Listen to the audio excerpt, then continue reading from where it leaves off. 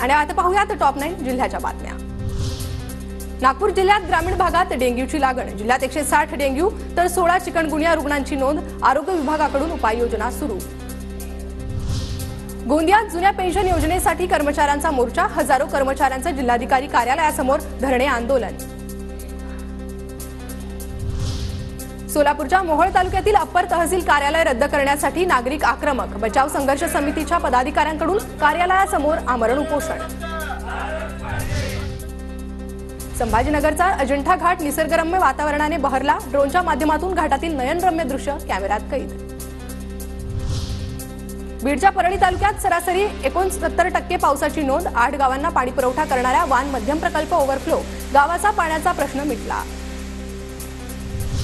भुसावळमधील हतनूर धरणाचे 8 दरवाजे उघडले। हतनूर धरणातून 35,000 क्युसेक तापी नदीत पाण्याचा विसर्ग।